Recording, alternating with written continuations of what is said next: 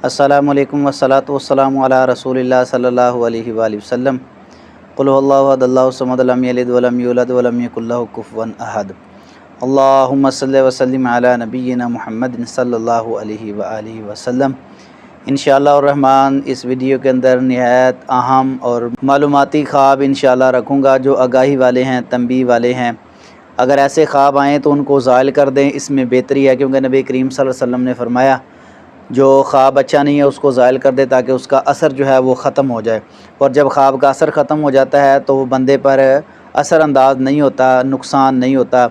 वरना ऐसे ख्वाब होते हैं जो बंदा उन ख्वाबों की वजह से बीमार हो जाता है और बंदा कमज़ोर हो जाता है और टेंशन में रहता है, परेशान हो जाता है।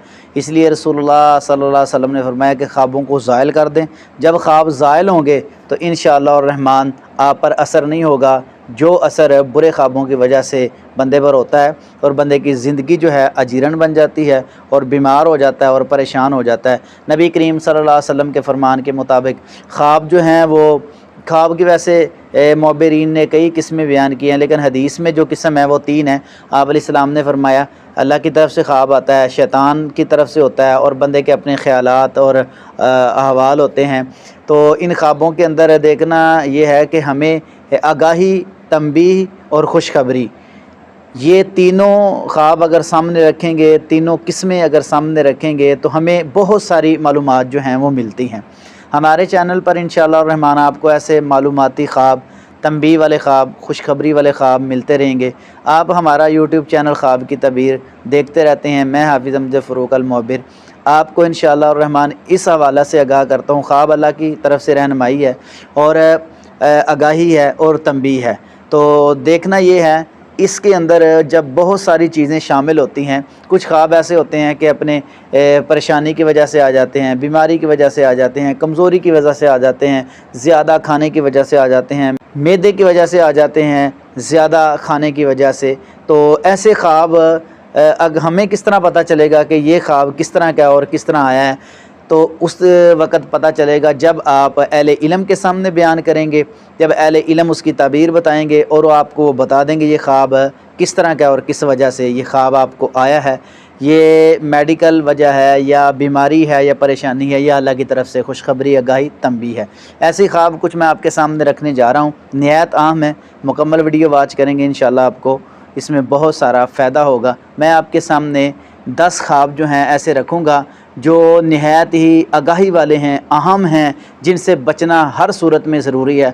बंदा फितना फसाद, लड़ाई झगड़े से महफूज रहता है, नुकसान से महफूज रहता है। वो ख्वाब मैं आपके सामने रख देता हूँ। नंबर 1, ख्वाब के अंदर अगर तेज़ बारिश आए, आंधी आए, तूफ़ान आए तो इसकी क्या तबीरात हो सकती हैं।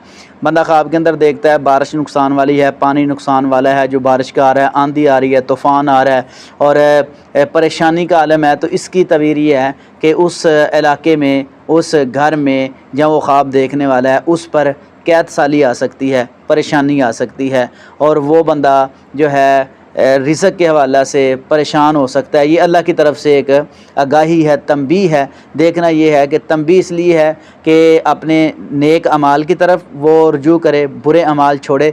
कुरान पाक में भी ये बात मौजूद है, सूरत कलम के अंदर जो लोग जिनका वालिद जो है वो अच्छा था और वो उसके बेटे कहने लगे कि नहीं, हमें तो जो है ना हमारे वालिद ने कमज़ोर कर दिया, गरीब कर दिया, हम सारा माल अपने पास ही रखेंगे। इन्ना बलौनहुम कमा बलौना अस्हाबल जन्नह इज़ अक़समू ला यस्रिमुन्ना मुस्बिहीन वला यस्तस्नून फ़तवाफ़ा अलैहा त्वाइफ़ुम मिर रब्बिका हुम नाइमून फ़अस्बहत कस्सरीम फ़तनादौ मुस्बिहीन। ये सारी बातें मौजूद हैं।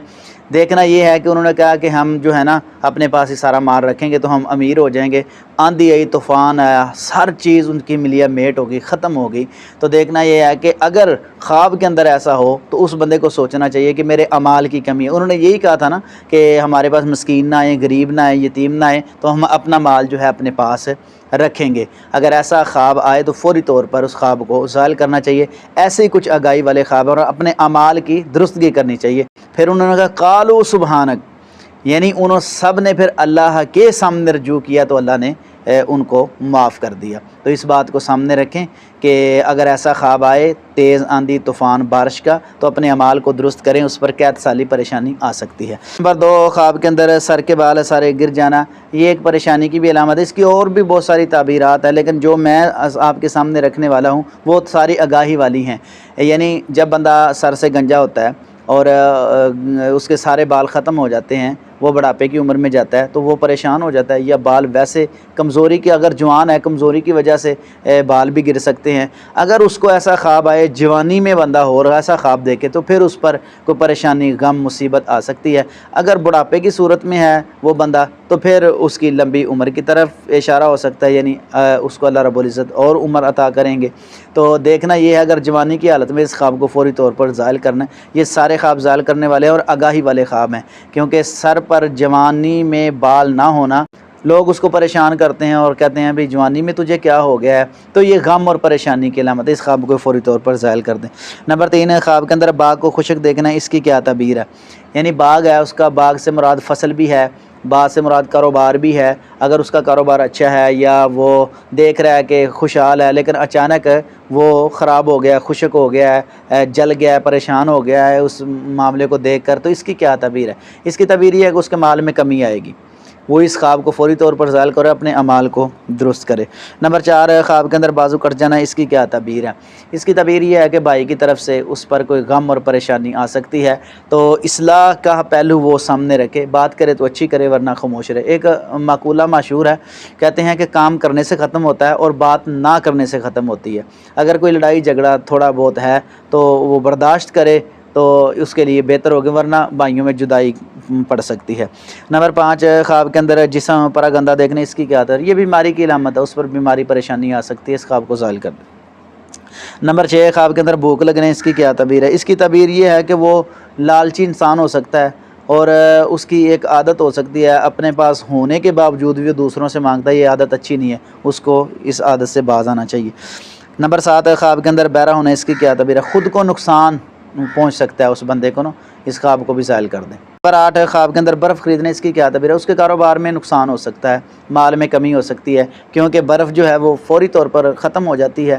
جو بندہ برف خریدتا ہے جلدی اس کو کور کرنا چاہیے، اگر وہ خریدتا ہے تو اس کے مال میں کمی ہو سکتی ہے، کاروبار میں کمی ہو سکتی ہے۔ یہ ایک آگاہی ہے، دیکھیں بھی کوئی ریئل کی وجہ تو نہیں ہے، اس کو دور کر لیں۔ نمبر 9، خواب کے اندر بدن کا کمزور ہو جانا، اس کی کیا تعبیر ہے؟ اس کی تعبیر یہ ہے کہ وہ ذہنی ٹینشن میں اور پریشانی کے عالم میں ہے، وہ ریئل میں دیکھے بھی کون سی پریشانی ہے اس کو دور کرے۔ اگر کوئی لڑائی جھگڑا ہے تو صلح کی طرف آئے، اگر بیماری ہے تو وہ جو ہے اپنا علاج وغیرہ کرائے، اگر روحانی مسئلہ ہے تو وہ ضرور اپنا علاج روحانی کروائے، یہ اللہ نے اس کو ایک آگاہی دی ہے۔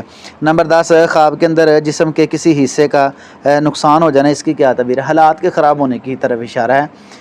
جسم کا کوئی حصہ جو ہے وہ اگر ڈیمیج ہو جائے یا کام نہ کرے تو اس کی تعبیر یہ ہوتی ہے کہ اس بندے پر ذاتی طور پر نا کوئی نقصان ہو سکتا ہے، پریشانی آ سکتی ہے، وہ غم میں مبتلا ہو سکتا ہے۔ تو ناظرین، یہ 10 خواب تھے جو نقصان سے بچانے والے، پریشانی سے بچانے والے، تکلیف سے بچانے والے۔ تو اگر ایسے خواب آئیں تو ضرور ان خوابوں کو زائل کر کے اللہ رب العزت سے رابطہ مضبوط کریں۔